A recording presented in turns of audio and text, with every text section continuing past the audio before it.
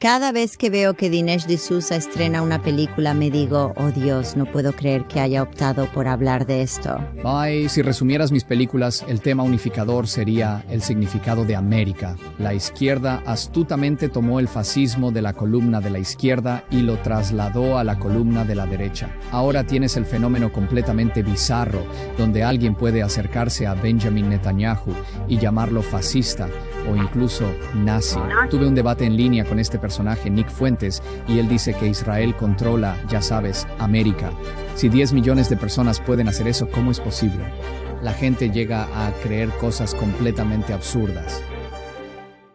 Dinesh, tienes uno de los viajes más fascinantes hacia el conservadurismo americano. Y también, en mi opinión, probablemente eres uno de los más conocidos cineastas de derecha, tal vez en el mundo.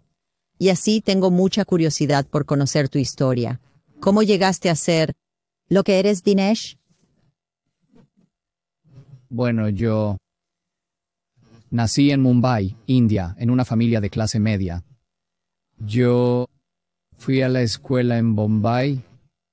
Vine a América a los 17 años como estudiante de intercambio.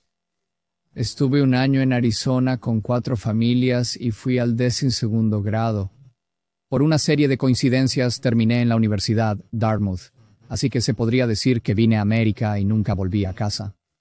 Después me interesé por la política en la universidad durante los primeros años de Reagan, así que me volví un joven reaganista. Y pasé la mayor parte de mi carrera en lo que se llaman think tanks, instituciones académicas que eran en políticas, el Instituto Americano de Empresas en Washington, D.C. y la institución Hoover en Stanford, en California.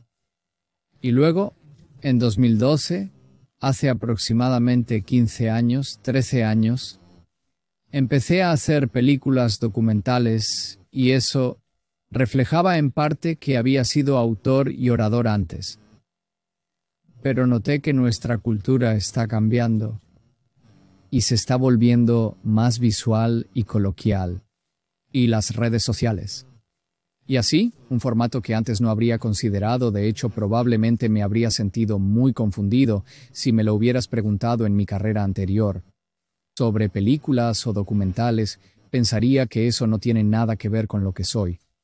Pero de alguna manera me metí en ello, y he llegado a disfrutarlo. Y claro, dado que hemos realizado 8 o 9 películas hasta ahora, hemos mejorado mucho en esto. Es un negocio muy difícil, los documentales, pero por otro lado, si lo haces bien, puedes sobrevivir y seguir para hacer el próximo. Por lo tanto, ha sido un área gratificante y también permite que las películas lleguen a un público mucho más amplio que el que podrías alcanzar con un libro o definitivamente con una charla. Sí, es una forma increíble de narrar y tú eres un gran contador de historias. No sé si siempre fuiste un buen narrador o si aprendiste con el tiempo. Un libro y una película tienen funciones muy distintas. Un libro es más como cuando observas un juicio y el fiscal dice, voy a probar esto y esto y esto y esto. En un libro puedes hacer eso. Puedes presentar tus conclusiones desde el inicio y usas el resto del libro para documentar tu caso y respaldarlo con notas y referencias. Una película no es así. Una película es más como una historia. Y un buen documental tiene elementos de una buena película.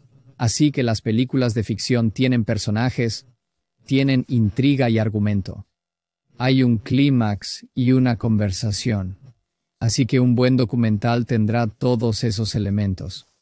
Y deseas que el espectador te acompañe en un viaje, donde van haciendo descubrimientos a lo largo del camino, y luego los llevas a través de un arco emocional, no solo intelectual, para que al final de la película no solo piensen diferente, sino que también sientan diferente.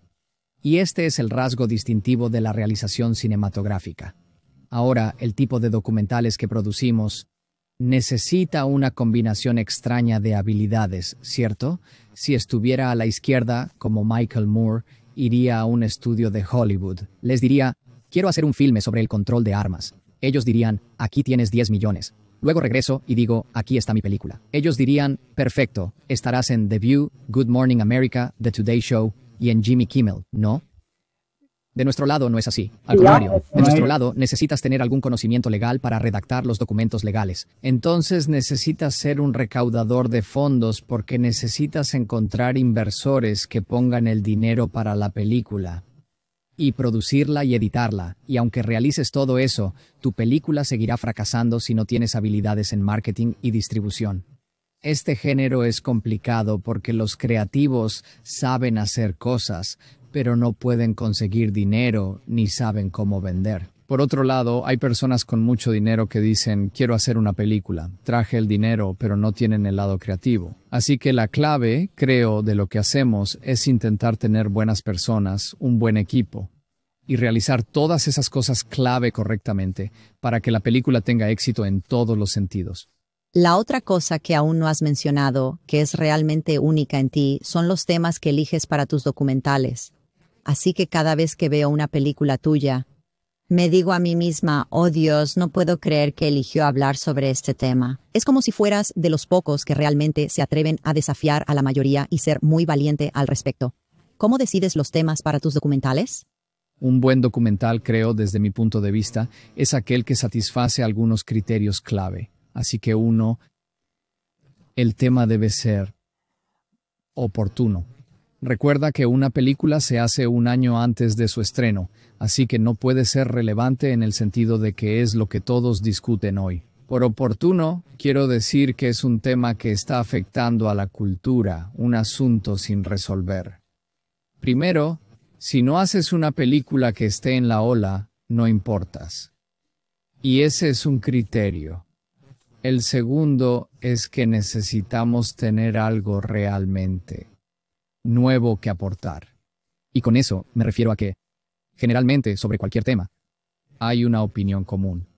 Puede haber una sabiduría común, tanto a la izquierda como a la derecha.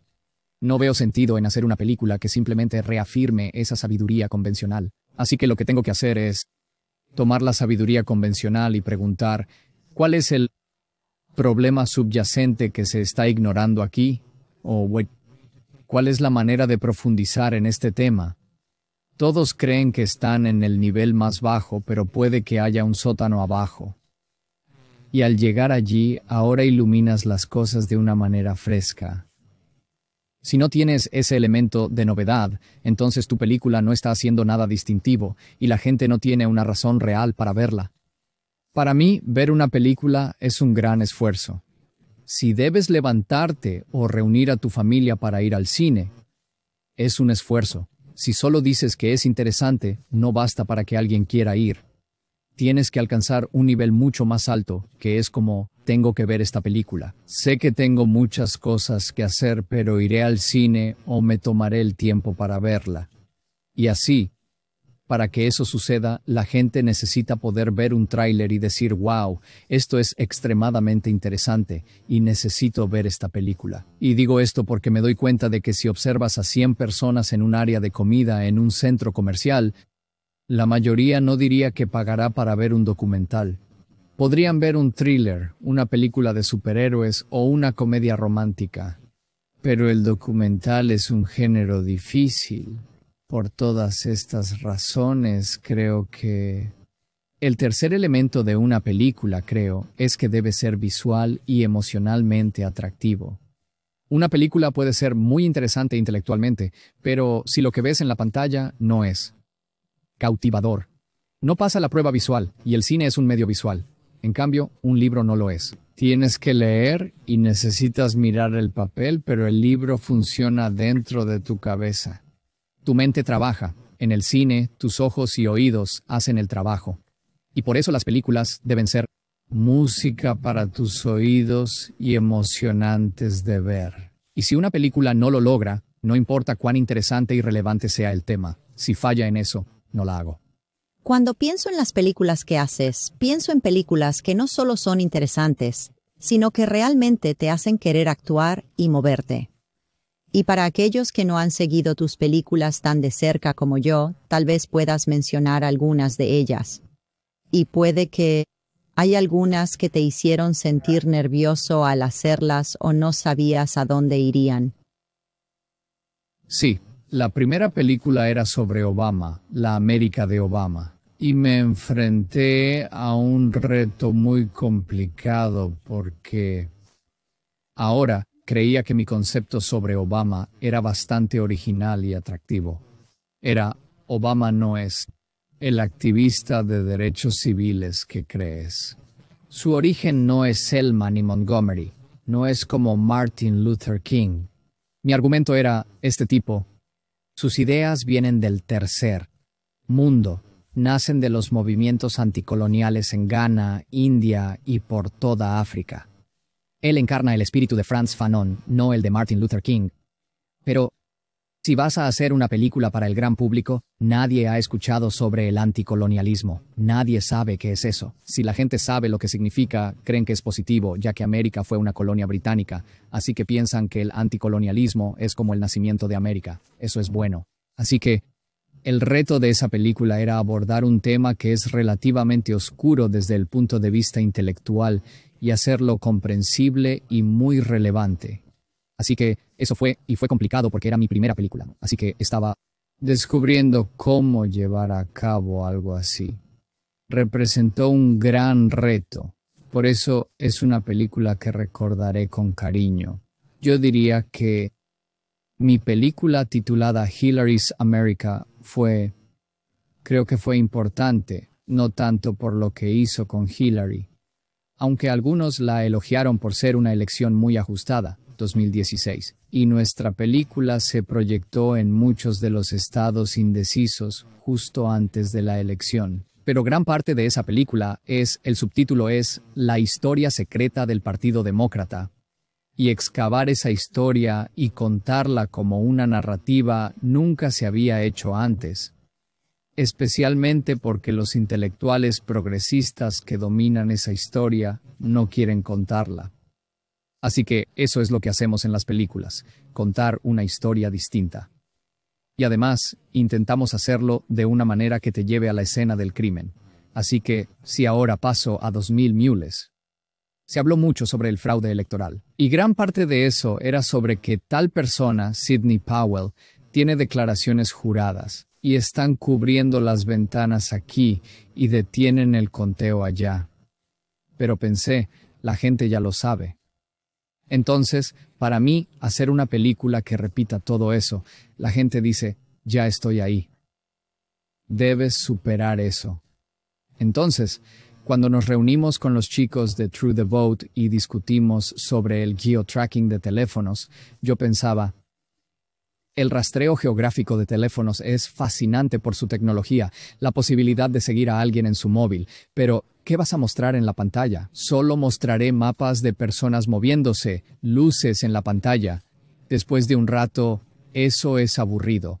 Así que es como hacer una película sobre personas robando Fort Knox. Debes ver a los ladrones entrar por la ventana. Debes ver cómo abren la caja fuerte. Debes ver cómo meten las barras de oro en los sacos, ¿no? No fue hasta que vi el video de vigilancia que pensé, esto es realmente interesante. Nadie ha visto este material. Ves a la gente llenando boletas repetidamente. Y no solo eso, porque si ves su lenguaje corporal, ¿cierto? Un coche llega en la noche, ¿quién vota a la 1:30? El hombre se baja, revisa a los lados para asegurarse de que no hay nadie, saca una mochila repleta de votos. Por lo tanto, ahí ves que es información nueva, es sorprendente, es asombroso. Y el espectador, no digo que confíes en mí porque las declaraciones son confiar en mí, ¿verdad? No he leído tus documentos. Pero si puedo enseñarte que esto pasó justo antes de la elección y tú miras, te muestro en tiempo real. Y por eso la izquierda se volvió loca por esa película, porque entendieron lo perjudicial que es. Para que la gente vea con sus propios ojos lo que pasó en la elección de 2020. Y claro, tenemos nuestra nueva película, que me emociona mucho, que es un cambio para mí porque todos mis temas, todas mis películas, si resumieras cuál es el tema, América. Es el significado de América, desde varios ángulos. Pero la nueva película, por primera vez, realmente viaja al extranjero y es un intento de integrar temas del Medio Oriente como Hamás, el terrorismo, el antisemitismo, además de la arqueología bíblica y un indicio de profecía bíblica. Nunca he estado en eso, es nuevo para mí. Pero pienso que la película será realmente única y explosiva. Hablaremos sobre tu nuevo viaje en un momento, pero quiero enfocarme un poco más en cómo haces tus películas. Y al hablar de los diversos temas que abordas y cómo realizas tu trabajo, la palabra que me viene a la mente es una que pienso constantemente, y esa es discernimiento. ¿Cómo puedes discernir qué cubrir y cuándo hacerlo y cómo cubrirlo? Y pienso que una de las razones por las que tienes un discernimiento tan agudo es que estás tan involucrado en lo que ocurre en América. Tienes tu propio programa, estás escribiendo constantemente, estás hablando todo el tiempo sobre los problemas importantes que enfrentan los estadounidenses. Y así puedes ver más allá y decir, está bien, en un año la gente realmente va a necesitar saber esto o aquello. Y así, con este tema del discernimiento, me encantaría adentrarme un poco en tu mente y tener una idea de los eventos actuales que estamos enfrentando, la situación actual en los Estados Unidos, especialmente las políticas de inmigración del presidente Trump. Por lo tanto, tú y tu esposa, Debbie, son inmigrantes en Estados Unidos, ¿cierto? Tú llegaste de India y Debbie de Venezuela. Vives el sueño americano. Estoy seguro de que tienes un corazón y comprensión de lo que significa emigrar y las oportunidades que existen para los inmigrantes que desean venir y vivir aquí. ¿Cuál es tu reacción ante las políticas de inmigración del presidente Trump? Debbie y yo somos inmigrantes que llegamos a Estados Unidos de la forma clásica, es decir, pues, es un poco complejo. Muchos inmigrantes que llegaron a América en tiempos pasados lo hicieron por necesidad, ¿verdad? Los peregrinos que huían de horribles persecuciones y difíciles condiciones políticas en Europa. Refugiados de otras sociedades como los irlandeses que llegaron tras las hambrunas de la papa y cruzaron el océano sabiendo que nunca podrían volver. Así que su total aceptación de América fue en parte obligada, porque es como si hubiera quemado todos mis puentes. No regresaré a casa, estoy aquí, para bien o para mal. Tengo que ser parte de esta sociedad. Los inmigrantes de hoy, no todos, pero varios, en condiciones muy distintas. Ellos creen que estoy introduciendo Pakistán en América. Estoy trayendo India a América. Estoy trayendo México a América. Y no tengo que ser diferente en ningún aspecto esencial. Puedo tener esencialmente un estilo de vida indio con un nivel de vida americano. No tengo que ser leal a la sociedad americana. Mis hijos no tienen que unirse a las Fuerzas Armadas. No se les pasaría por la cabeza hacer algo tan tonto. Estamos presentes, pero no pertenecemos aquí. Y eso es un cambio real. Y ahora, este cambio no es solo culpa de los inmigrantes, sino que ha sido intensificado por la izquierda política, que no solo te dice que no es necesario asimilarte, sino que te incita en contra de la América tradicional. Te hace sentir como un vendido si decides asimilarte. Así que es en este contexto que hemos visto un cambio en el panorama de la inmigración. Reagan era muy pro-inmigración. Trump en general es anti-inmigración. Pero Reagan era pro una comprensión diferente de la inmigración. Si Reagan viviera hoy, estaría más alineado con la postura de Trump porque un nuevo concepto de inmigración tiene un cierto grado de antiamericanismo incorporado. Así que Debbie y yo no compartimos nada de eso. Por lo tanto, mi posición es que deberíamos tener una inmigración legal. Necesitamos reformar nuestro sistema legal para que tengamos inmigrantes que realmente quieran venir aquí. Ellos vienen porque creen que América es un gran club y quieren unirse. Y en segundo lugar, vienen aquí porque los queremos, lo que significa que el país los necesita para que ambas partes se beneficien. cooperación. Y creo que nuestro sistema legal es muy defectuoso y necesita ser renovado. Me opongo firmemente a la inmigración ilegal. Considero que somos lo suficientemente severos con la inmigración ilegal.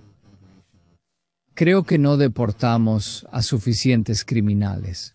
No me gusta que 8 millones de personas hayan entrado en los últimos 4 años bajo Biden.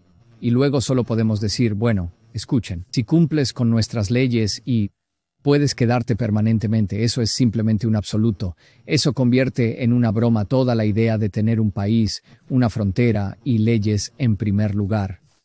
Por lo tanto, mi opinión es que Trump está enfrentando un nuevo fenómeno, que es que el Partido Demócrata ha tomado la decisión, que una frontera permeable es ventajosa para él a largo plazo. Este no era el Partido Demócrata en la era de Reagan. Es una nueva táctica de los demócratas y es una muy difícil de manejar.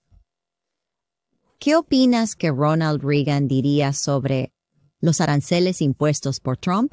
¿Y qué piensas sobre los aranceles a India? Considero que mi perspectiva sobre los aranceles ha cambiado a lo largo de los años por un par de razones.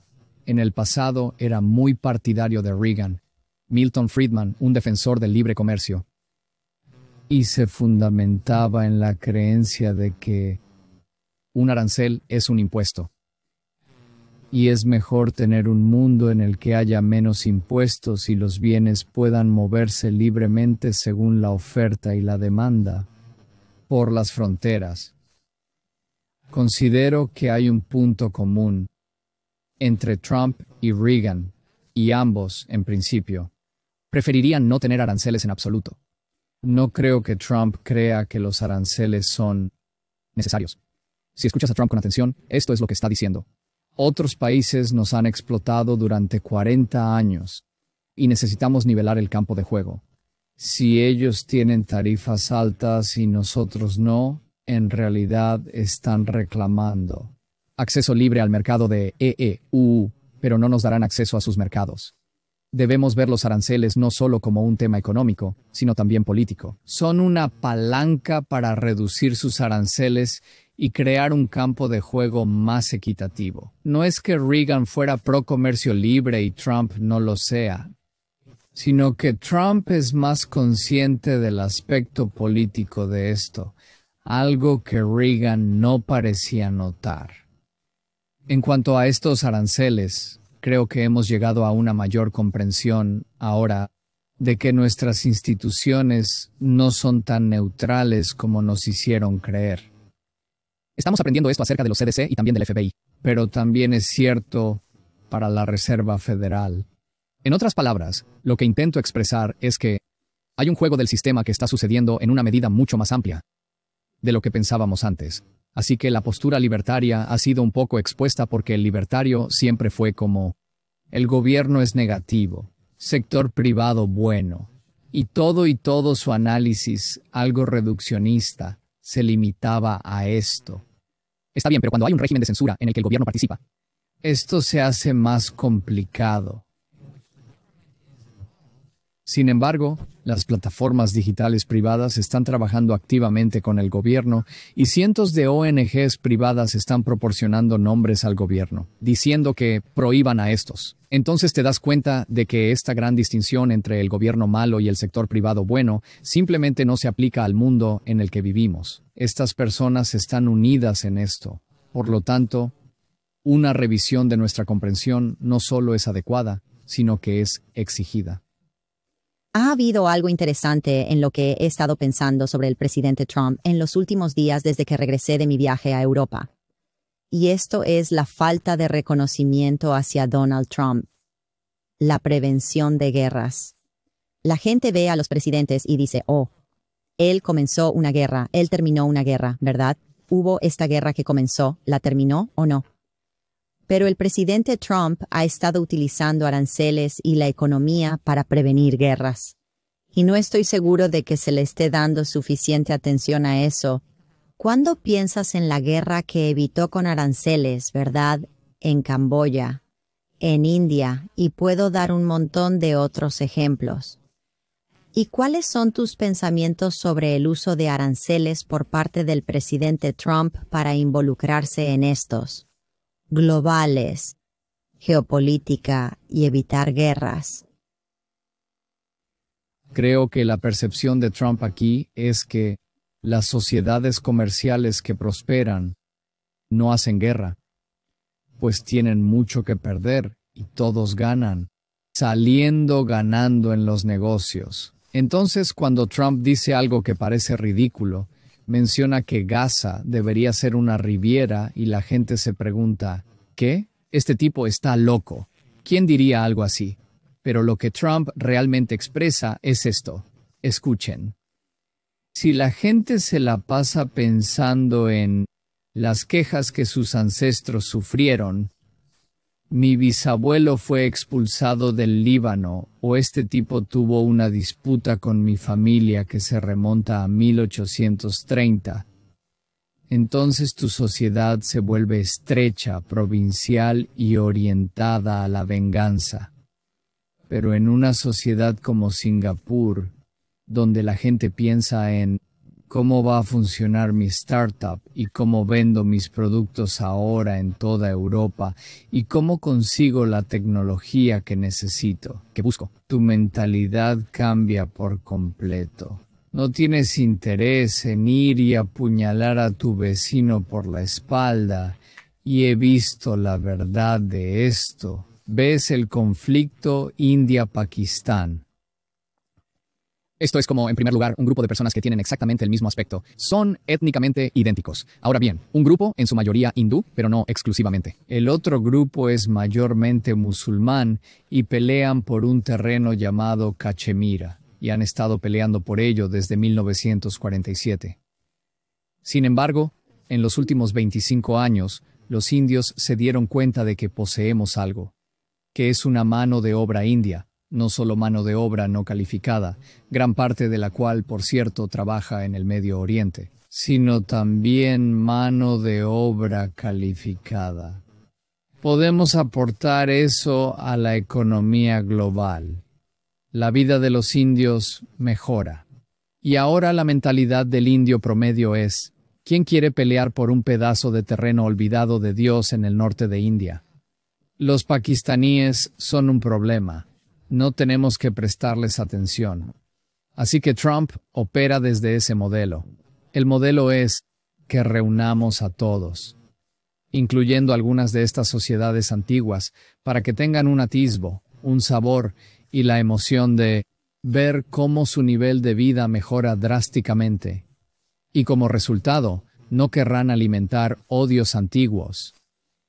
En cuanto al punto sobre la prevención de guerras, creo que, de alguna manera, el modelo aquí fue creado por Reagan porque los grandes personajes del siglo XX, los más importantes son FDR y Reagan. La gente dirá de FDR, bueno, sacó a América de la depresión.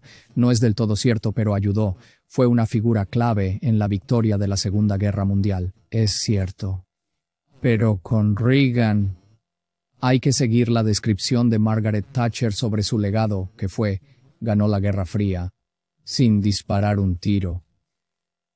Tuviste una situación increíblemente peligrosa con un adversario nuclear muy agresivo y lograr una victoria en la Guerra Fría sin pérdidas humanas. Gran logro. Trump sigue esa tradición. Reconoce que si puedo solucionar un problema y prevenir muertes, es un logro más grande que ir a la guerra, aplastar al enemigo y ganar así. La mayor victoria es la guerra que no se hizo, sino que se evitó. ¿Crees que la estrategia de usar la economía y los impuestos podría funcionar con el mundo musulmán? ¿Es eso igual? ¿Aspecto que les importa a esos líderes? En cierta medida, sí. Quiero decir, mira el hecho de que, por ejemplo, Arabia Saudita, que es una sociedad muy antigua, y con eso me refiero a que surge del mundo beduino. Y el saudí promedio todavía tiene una mentalidad algo beduina. Sientes cuando estás allí que vives hace cientos de años. Al mismo tiempo, Arabia Saudita está en la frontera de la IA. Están en la frontera de la inteligencia artificial. Hay personas importantes en la familia real que creen que su papel es dirigir una transición para Arabia Saudita hacia una sociedad más actual. Así que utilizan el lenguaje de Trump. Y también lo hacen los Emiratos Árabes Unidos y varios de los otros reinos del Golfo. Por el contrario, los mulás en Irán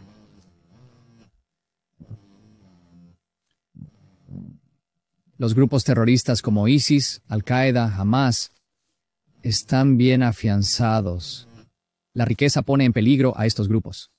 No desean que el musulmán descienda su mirada del cielo hacia las comodidades o beneficios de la tierra.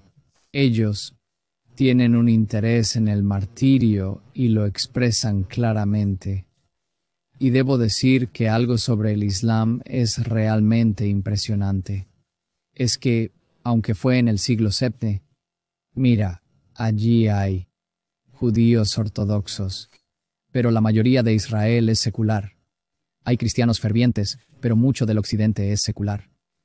El Islam no ha perdido la fuerza de su revelación inicial. Hoy en día hay musulmanes que son tan devotos como si Muhammad hubiera vivido hace 30 años.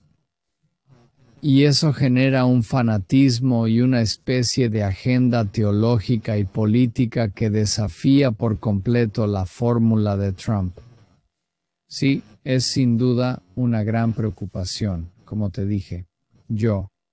Regresé de Hungría y Austria, donde viajé con el equipo de PragerU. Acabo de regresar y la verdad fue muy interesante. Fui a varios lugares en Hungría viendo cómo realmente se esfuerzan mucho por preservar sus valores cristianos. Y el primer ministro Orbán habla de eso. Después viajé a Austria, donde parece que Austria es un lugar muy diferente. Y ya sabes, es un lugar bastante distinto. Ha cambiado mucho en los últimos años, y solo quiero decirte que tuve una experiencia rara mientras caminaba. Le compré a mi hijo un helado en el Distrito 1, que es como el centro de Viena, y saqué mi tarjeta American Express, y la mujer de la tienda observó la palabra American en ella. Siempre estoy orgulloso de ser americano, y mi hijo también. Dimos, sí, somos americanos.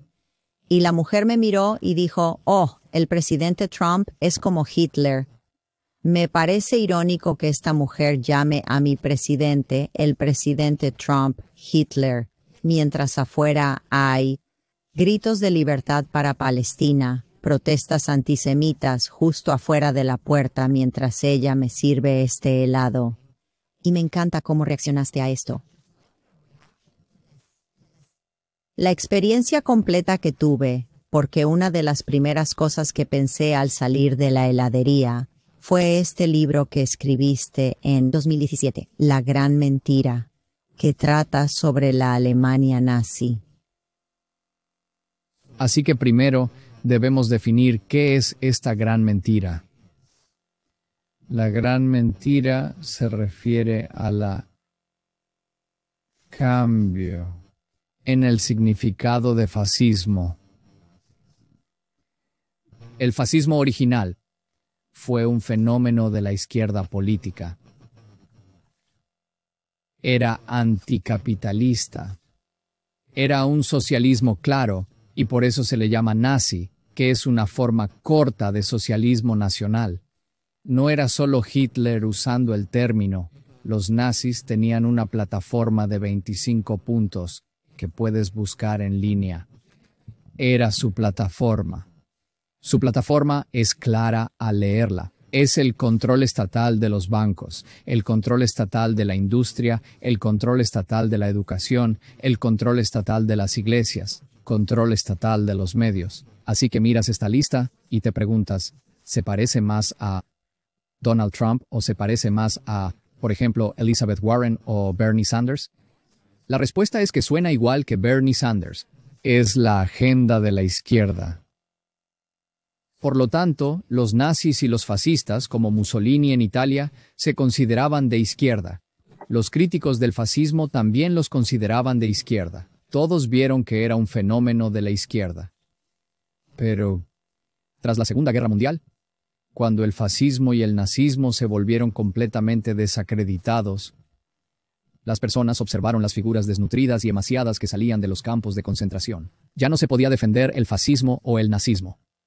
Los intelectuales progresistas que dominaban la academia estadounidense y también las clases intelectuales emergentes de Europa, todos comprendieron que sus puntos de vista eran alarmantemente similares a los de Mussolini y no tan distantes de los de Hitler. Y así se dieron cuenta, tenemos que redefinir el fascismo y el nazismo para eliminar nuestra asociación con ello.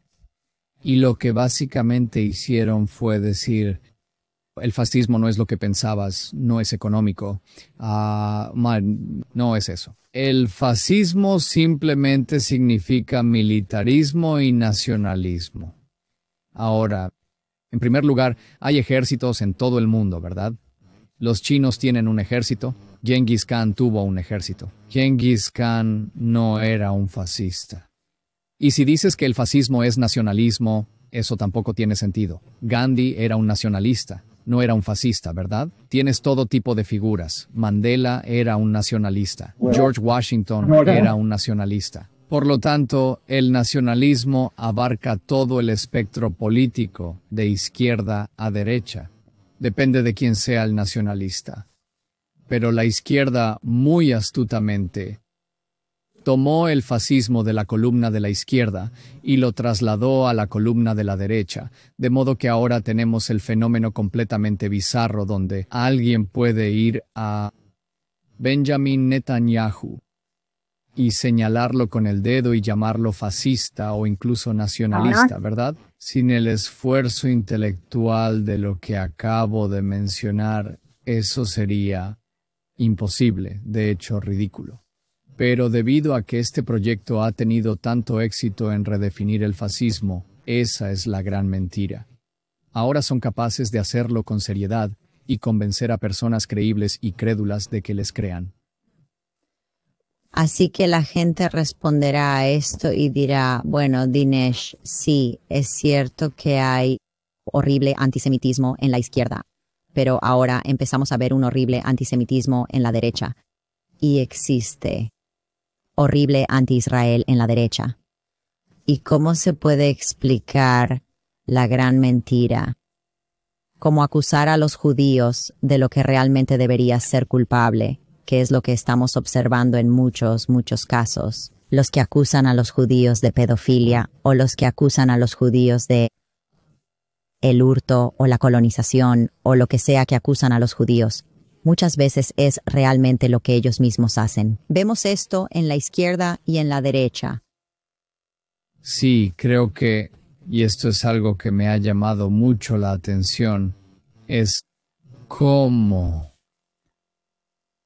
el antisemitismo, que es diferente al racismo, las acusaciones contra los judíos llegan a veces de lados opuestos. Y no solo eso, los judíos son acusados de ser cosas opuestas, lo que no tiene sentido. Así que, por ejemplo, los judíos son acusados de ser comunistas de izquierda y pervertidos seculares. Y al mismo tiempo, se les acusa de ser fanáticos. De hecho, Hitler acusó a los judíos de ser capitalistas engañosos, controlar los bancos, manejar todas las instituciones financieras y ser tribalistas fervientes y nacionalistas. Así que puedes notar que lo que intento decir es que es como aclara tu relato. Recientemente estuve en esto, hice un debate en línea con este personaje Nick Fuentes, este joven arrogante, y él dice, Israel controla América. Y le digo, ¿estás sugiriendo que un grupo de 10 a 12 millones han establecido control sobre un grupo de 350 millones de personas que son parte de un país mucho más grande, fuerte y rico? ¿Cómo es eso posible? Es decir, si 10 millones de personas pueden hacer eso, pensé que tal vez son la raza maestra, ¿entiendes?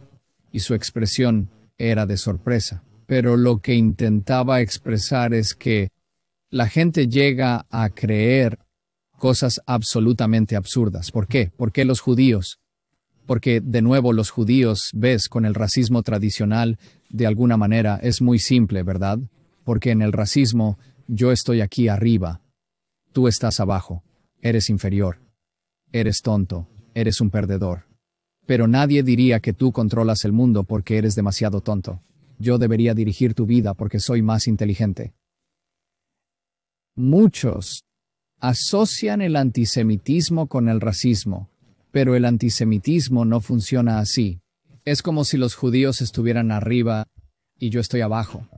Y miro a los judíos y digo, ustedes controlan todo, controlan Hollywood, los negocios y los medios. Así que hay nuevos. Los elementos emocionales que se involucran como el de la envidia, incluyendo la idea de que no estoy teniendo tanto éxito como creo que debería, porque alguien más se está aprovechando de mí. Nota que esto es parte de la victimología de izquierda, ¿verdad? Porque la victimología de izquierda sostiene que si no tengo éxito como mujer, es porque vivimos en un mundo patriarcal. Si no tengo éxito como persona de color, es porque los blancos dominan el sistema. Este fenómeno es observable ahora en la derecha. Esto es lo que Hitler también acusó a los judíos. Acusó a los judíos de que Alemania básicamente era destruidos por el elitismo financiero que tenían los judíos. Parece que rima. En el caso de Alemania, lo notable fue que los judíos en Europa cristiana habían sido empujados a estas industrias financieras porque los cristianos decían que no prestarían dinero con interés. Los judíos lo harían. Así, el personaje de Shylock aparece en Shakespeare y en la literatura, por ejemplo. Así que no es como si todos los judíos dijeran que querían entrar en las finanzas. En cierta medida, eso les fue impuesto. Y luego Hitler aparece y dice, ustedes son muy poderosos en finanzas, controlan los bancos, dirigen nuestra sociedad. Y también esta idea de que, nuevamente, los judíos fueron empujados a barrios separados, ¿cierto? Por ejemplo, en El Mercader de Venecia, los judíos no residen con los cristianos, viven en aislamiento, viven en su propio gueto judío, así decirlo. Por lo tanto, Hitler vuelve a acusar a los judíos de ser un pueblo separado. ¿Cómo se hicieron así? ¿Sabes? Fueron obligados a vivir en estos enclaves durante la Europa medieval y posterior. Así que creo que es para mí muy alarmante ver este ataque antisemita que no había visto en mi carrera anterior en la derecha, de repente mostrar su cara. A veces de lugares sorprendentes, de personas que conozco y he tratado durante años. No lo habría anticipado de ellos, así que me ha perturbado ver el entusiasmo con el que ellos promueven, creo, esta causa horrible e indefendible. Sí, mencionaste fervor, que es sorprendente. Yo diría obsesión. Hay una obsesión que ha existido en la historia y que se ha intensificado desde el 7 de octubre. Con los judíos y con Israel. Israel es un país pequeño, como Nueva Jersey. Y aquí estamos encontrando a tantos podcasters hablando constantemente sobre Israel, como si fuera el único y más importante tema que pueden comentar. Y me pregunto, tal vez sea el único y más importante tema del que la gente necesita hablar. ¿Es Israel el centro del mundo? ¿Y hay algo que parece místico, que va más allá de lo sobrenatural? Debemos comprender lo que sucede aquí porque hay conflictos en todo el mundo. Hay cristianos siendo asesinados en muchos lugares, en África y en el Medio Oriente, ¿cierto? Pero hay esta conversación constante sobre Gaza e Israel, un país pequeño como Nueva Jersey. Sé que tú también te has interesado mucho en esto, ¿verdad? Es como, ¿cómo puede alguien de India que llega a Estados Unidos, se casa con una venezolana y vive en Houston, interesarse tanto en cómo te vuelves tan enfocado e interesado en Israel también? Tengo curiosidad. ¿Cuál es la conclusión de por qué Israel y los judíos siguen siendo el centro de una conversación mundial? Creo que durante gran parte de mi carrera miré a Israel principalmente a través de un lente político. Y de esa forma, Israel es importante, pero no es lo principal. Es decir, si me hubieras preguntado en los 80 y 90 por qué es importante el Medio Oriente, diría, bueno, porque Estados Unidos necesita petróleo. Esa es la única razón. Y si alguien preguntaba, ¿por qué es importante Israel? Diría que eso es porque Israel es nuestro amigo en el lugar donde necesitamos petróleo. Así que Israel es un buen aliado. Esto es verlo desde un enfoque político. A medida que pasaba el tiempo, empecé a cuestionar por qué los conflictos prolongados se pueden solucionar en otras partes del mundo. Pero en este lugar, nada se soluciona. Es decir, vi a primeros ministros desde Nixon, Carter, Reagan, Clinton. Todos tienen planes de paz y se otorgan premios Nobel. Pero fundamentalmente el problema no desaparece. Y he llegado a la conclusión de que la razón por la que no desaparece es que Israel es, hasta cierto punto, un lugar místico. Y con eso quiero decir que es un lugar que... Y por cierto, esto es algo que también se creía, hasta cierto punto, por los fundadores de América. Una nación providencial.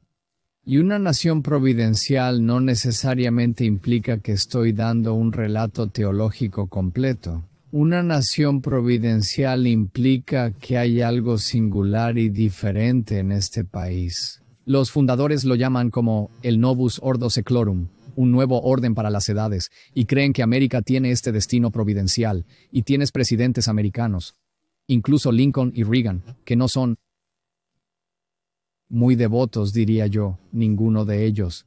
Reagan hablaba de Dios, pero lo llamaba el hombre de arriba, así lo llamarías. Lincoln fue sospechoso de ser ateo en su juventud, pero, sin embargo, ambos tenían una fe inquebrantable de que el desarrollo de América formaba parte de algún plan providencial o trascendental. Y creo que eso es. Y muchas veces los fundadores de EEU que pensaban en esto decían cosas como, América es el nuevo Sion. Así que ellos mismos entendieron que Israel siempre ha sido parte de un esquema providencial más grande. Y pienso que la realidad de esto es más clara para mí ahora tras haber visitado Israel y tener una exposición directa. Contacto con Israel. Así que el nuevo tipo de obsesión con Israel que proviene de un cierto ala de la derecha es, en cierto modo, inquietante. Pero creo que ellos también reconocen que hay un cierto tipo de batalla o guerra espiritual en curso, y están tomando partido en ella. ¿Puedes contarme sobre la investigación que has hecho para tu nuevo documental? ¿Qué es esta batalla espiritual? La razón por la que sabes que estás en una batalla espiritual y, de hecho, la razón por la que sabes que estás tratando con algo único, y, de hecho, la razón por la que incluso sabes que el antisemitismo está en juego, porque la gente dirá, bueno, vamos Dinesh, sabes que puedes criticar a Israel sin ser antisemita. Puedes criticar a los judíos sin ser antisemita. Y diría que sí, eso es cierto, pero déjame preguntarte esto. Hemos tenido muchos casos en la historia, con Japón y Alemania en la Segunda Guerra Mundial, donde otros comienzan una pelea y llegan a tus costas y te bombardean. Pearl Harbor. Y asesinan a muchos de tus ciudadanos en un ataque inesperado. ¿Y cuántas personas murieron en Pearl Harbor? No sé el número exacto. Pero Estados Unidos dice que estamos en guerra. No vamos a decir mataste a 4,000 personas. Regresaremos y mataremos a 4,000 de los tuyos. No, tú comenzaste la pelea. Vamos a llegar y destruir tu sociedad hasta que se someta a Hiroshima, bam, Nagasaki, bam. Y todos dicen sí, eso fue una respuesta válida a este ataque inesperado. Nadie menciona. Los Estados Unidos son los verdaderos culpables. Están cometiendo genocidio. Ahora, es cierto. 30 o 40 años después, habrá académicos que harán esos argumentos, pero Truman nunca sintió culpa real por esto, y de hecho, nunca recibió críticas significativas al respecto en ese momento. Los estadounidenses estaban felices de que la guerra hubiera terminado y emocionados de volver a casa, lo que evitó la invasión de Japón y más. Ahora, al 7 de octubre, Israel se enfrenta a un ataque sin provocación. Y el ataque no provocado se organiza en lugares como Irán. Así que Israel tiene todo el derecho de entrar en esos lugares y pulverizar a esas personas y pulverizar Irán a que se rindan. Y aún así, en el momento en que Israel lo hace, y de hecho lo está haciendo, con una discriminación que EU no mostró, Estados Unidos no hizo una distinción real entre combatientes y civiles, ¿cierto? Cuando lanzas una bomba atómica, buscas vaporizar una ciudad, no importa si hay soldados, sistemas de comunicación o solo gente. Israel no ataca a civiles.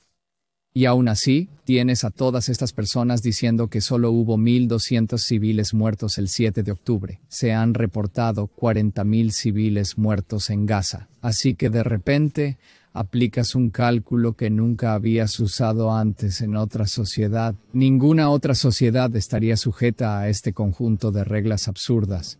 Y aún así, se impone a Israel en todo el mundo. Voy a Australia, lo sé. Voy a Europa, lo sé. Voy a Canadá, lo sé. Voy a Gran Bretaña, lo sé. Esto se ha vuelto un fenómeno mundial. Y lo que me indica es que hay un antisemitismo que está surgiendo, o un antisemitismo oculto que está emergiendo. La guerra del 7 de octubre sirve como pretexto para manifestarlo. No puede ser expresado abiertamente de otra forma. Así que ahora se expresa en forma de falsa compasión por el pueblo de Gaza, pero su verdadero objetivo son los judíos de Israel. ¿Consideras el caso de los rehenes que todavía están en cautiverio? Los rehenes israelíes que permanecen cautivos en Gaza, que están literalmente pasando hambre, ya que hemos visto videos de ellos sufriendo. Hemos visto videos de ese niño que está hambriento, quizás ahora pesa 27 kilos y forzado a hacer su propia tumba en un túnel. Y aún así, los gazatíes afirman, y no solo los gazatíes, aquellos que apoyan Hamás en todo el mundo dice que son los israelíes y los judíos los que están hambrientos a los de Gaza. Bueno, recibimos múltiples informes de que a los gazatíes se les están enviando envíos de comida desde la Bolsa de Samaritanos, de los Estados Unidos, de la ONU, de Europa, de Israel mismo, provocado y atacado por los palestinos. Y podría haber otro ejemplo de una mentira tan evidente, ¿verdad? Ves a un judío hambriento y a nadie le importa. Y ves a gazatíes que no tienen hambre, pero se dice que están hambrientos. De nuevo, considera esto en su contexto histórico. ¿Quién espera que una sociedad que ha sido atacada por otra sostenga a los hambrientos de esa sociedad? Nadie. Si India se metiera en un conflicto, si Pakistán atacara a India y ésta respondiera, ¿cómo podrías decirles a los indios que alimenten a los hambrientos de Pakistán? No sé ni qué decirte. Te mirarían como si estuvieras loco. Lo mismo ocurre en la Segunda Guerra Mundial, donde alimentamos a los demás después de la guerra. Sí, Estados Unidos dijo, está bien, reconstruiremos la sociedad alemana desde una nueva base. Pero durante la guerra pensar que teníamos alguna obligación de alimentar a los alemanes hambrientos es completamente absurdo. Mira, al final, creo que la pregunta aquí es, ¿de quién es esta tierra? ¿De quién es realmente? Y todas estas personas que proclaman, creo en la solución de 2 estados. Mira, Gaza era un estado palestino, tenía autonomía de facto. Israel intentó una solución de 2 estados. Oye, Cisjordania, tú eliges a tus líderes, la autoridad palestina. Perfecto, los palestinos lo manejarán. Gaza, tú eliges a Hamás, de acuerdo, Hamás se encargará de Gaza. Y eso se ha intentado durante 25 años. ¿Y cuál es el resultado? 7 de octubre. ¿Qué se aprende de eso? No es una buena forma de actuar, no es una buena forma de asegurar la paz. En general, al ver la historia y al observar las fronteras de los países, me pregunto, ¿cómo se crean los países? ¿Cómo obtienen sus fronteras? Existen 3 maneras. Una, obtienen sus fronteras porque estaban allí desde el principio. Se enriquecieron en su evidencia. Esa es la primera forma. Según ese criterio, los judíos estaban en Israel desde el principio, remontándose a la época de Abraham. Así Ciertamente, si lees la Biblia o miras cualquier hallazgo arqueológico, es exactamente. indiscutible. La segunda manera es que puedes obtener un país por medio de negociación o tratado. Y aquí tenemos a las Naciones Unidas realizando una partición.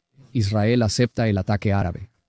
Por lo tanto, Israel tiene éxito en ese sentido, ya que se le otorgó esa tierra tras la Segunda Guerra Mundial mediante negociaciones. Y así es. De hecho, esa es la manera más habitual en que se forman los países, luchando contra otros y estableciendo límites. Por lo tanto, Israel triunfó en la guerra de 1948. Ellos ganaron la guerra de 1967 y la guerra de 1973. Así es como adquirieron la ribera occidental y Gaza. Por lo tanto, independientemente del criterio que utilices, Israel cumple con ese estándar. Pero hoy en día la gente dice que estuvimos en Judea y Samaria y que son territorios ocupados. ¿Quién lo ocupa? ¿Quién lo ocupa? Si alguien entraste en una guerra y tomaste esa tierra por la fuerza de la conquista, ya no está ocupado, es tuyo. Por lo tanto, el mundo tiene esto. Nuevamente exige a Israel estándares que nunca he visto aplicados a otros. Eso genera una sospecha de un motivo antisemita. No es lo primero que considero, es lo último. Cuando he descartado todas las otras razones, entonces digo, bueno, que lo digas y que nunca lo dirías si fuera otra persona. Eso me dice que hay algo mal con tu motivo. Muchos judíos me dicen, Marisa, ¿cómo puedes seguir creyendo en Dios después del Holocausto?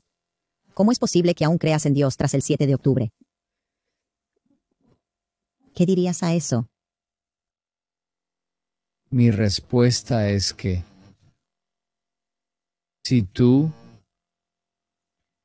si vas a las primeras páginas de la Biblia, describe 2 escenarios alternativos. Estoy realmente exponiendo la historia del jardín del Edén, pero de una manera muy secular y universal. En esencia, lo que Dios dice a Adán y Eva, cuando Dios le dice a Adán y Eva, no coman de este árbol. ¿Qué quiere decir realmente Dios? Lo que Dios quiere decir es, no te voy a dar una razón, ¿cierto? Aquí hay un árbol, no quiero que comas de él porque yo lo digo. Así que interpreto esto como que Dios le está diciendo al hombre, puedes vivir bajo la soberanía de Dios y la autoridad divina. Soy quien te creó, así que sé lo que es mejor para ti. Por lo tanto, deberías seguir mis instrucciones. Y eso es, de hecho, lo correcto. Pero Adán y Eva responden, no, no lo creemos. Vamos a hacerlo a nuestra manera. La fruta se ve muy bien. No pensamos que nos perjudique. Y esta también es la naturaleza de la tentación satánica. Pero el efecto de esto es que el hombre dice, quiero vivir a mi manera. Y el Señor acuerda de mala gana. Así que Dios dice, está bien, si quieres vivir a tu manera, no puedes vivir aquí. En el Edén. Te voy a hacer un trabajo. Y en este mundo será así. Las leyes naturales que operan según la ley natural, lo que implica que hay huracanes y terremotos, y así habrá tragedias y sufrimiento. Y en segundo lugar, voy a dejar que el hombre se oponga a otros hombres por su propia elección. Así que si decides ir y cometer adulterio con tu vecino, Tienes la libertad de hacerlo, y si tu vecino decide volver y matarte por eso, él también puede hacerlo. Tendrás que manejar tu propia comunidad, y dado que es tu forma y no la mía, cuando pasen cosas malas, tú serás el culpable, no yo. Por lo tanto, los grandes males de nuestra historia, de la historia de la humanidad, son cometidos por humanos contra otros humanos. Pero la lección clave que creo que se obtiene de Génesis 1 es que ese es el mundo que elegimos. Se nos dio la elección de otro mundo. Dijimos que no. Dijimos que queremos vivir en un mundo con libertad, donde tengamos libre albedrío y donde actuemos conforme a las leyes naturales y físicas. Ese es el mundo que Dios nos otorgó. Ese es el mundo que deseábamos tener. Y así, las consecuencias las sufrimos nosotros. ¿Cuál es tu interpretación cuando la gente dice que los judíos son elegidos? A veces hago una broma sarcástica, que es que los judíos están elegidos para sufrir. No es divertido, parece que es la realidad. Eso es cierto. El asunto de los judíos es, a mi entender, teológicamente y desde mi visión cristiana, interpretándolo de un modo diferente.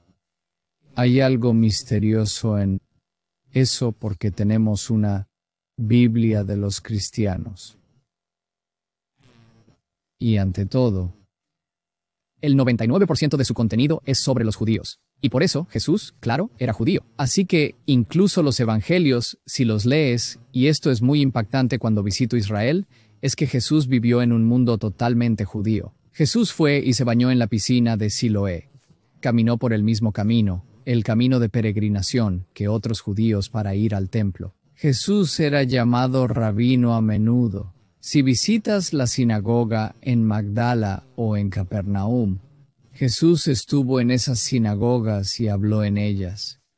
Por lo tanto, vivió como judío entre judíos y participó en los debates judíos internos. Existieron discusiones entre los samaritanos y también los fariseos y saduceos y todas estas sectas judías en conflicto, y Jesús estaba en medio de todo esto.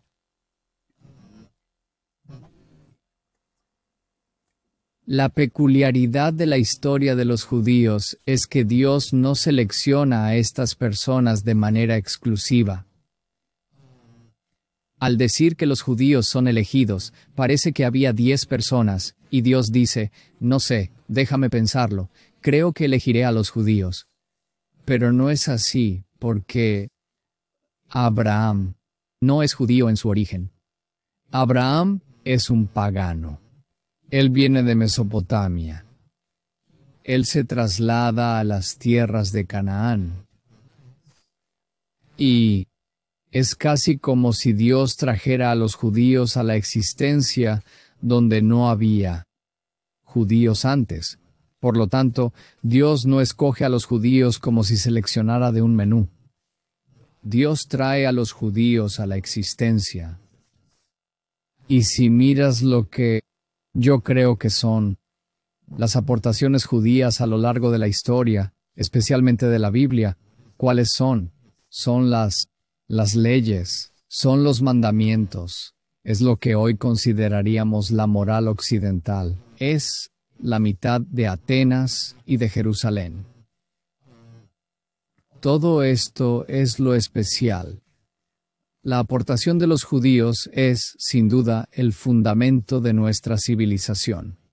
Negarlo es rechazar una parte de lo que es el Occidente. Es como decir que soy producto de mis padres, pero no reconozco a mi madre. No, tu padre representa a Atenas, tu madre a Jerusalén. Así llegaste aquí. No estarías aquí sin eso. Y el enigma es lo singular. La relación única que Dios ha tenido con los judíos a lo largo de ese periodo de la historia bíblica. Cuando digo que es un misterio, me refiero a cómo Dios se relacionó con un pueblo en un momento determinado. Y sin embargo, ese mismo mensaje ahora se ha universalizado. Así que, tomas a alguien como yo, nacido en una cultura diferente, mis antepasados se convirtieron al cristianismo y llegué a América. Y sin embargo, debido a mis raíces occidentales y cristianas, cuando voy a Jerusalén por primera vez, al igual que Debbie, lo encontramos muy inquietantemente familiar y espiritualmente transformador, más que en cualquier otro lugar. He estado, ya sabes, en muchos lugares. Me gusta Florencia. La casa de Dante es genial, y Roma tiene historia, así como Grecia. Pero no tengo el mismo profundo sentimiento de identificación que tengo cuando estoy en Israel. Tienes la sensación de que hay algo distinto allí que en los otros lugares. Bueno, debe haber, ¿verdad?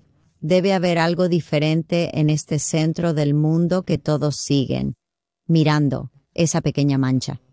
Y tal vez Dios está juntando a su gente y a personas como tú y otros que solo miran este centro del universo para ver cuáles son sus expectativas de nosotros.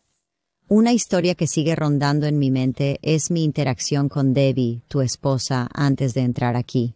Y le dije que estábamos pensando en ir a África en un viaje aventurero con los niños. Y la respuesta de Debbie fue, bueno, no soy tan aventurera. Y luego, 5 segundos después, me dijo que iba contigo a Israel otra vez. Le digo, ¿no eres tan valiente? ¿No está Israel en guerra? Y ella dice, en realidad no siento que esté en guerra cuando estoy allí. Siento que hay una especie de piscina que atrae. Sí. Todos, supongo. Estuvimos allí hace unas semanas, justo en la frontera de Gaza, y caminamos por un gran campo. Desde allí podíamos oír, ya sabes, explosiones y disparos. Y sin embargo también sentimos que aquí es donde ocurre la acción. Este es, de alguna manera, el centro espiritual del universo. Y esto no es una visión excéntrica que tengo porque piénsalo. 3 grandes religiones, cristianismo, judaísmo e islam, se unen en el monte del templo, y todos dicen que este es el lugar más sagrado del mundo. Probablemente habría una gran guerra si el equilibrio alrededor del monte del templo se interrumpiera de alguna manera. No puedes ver eso como una propiedad normal. Si traes a un agente inmobiliario y le preguntas, ¿cuánto vale el monte del templo? No tiene precio. Sí.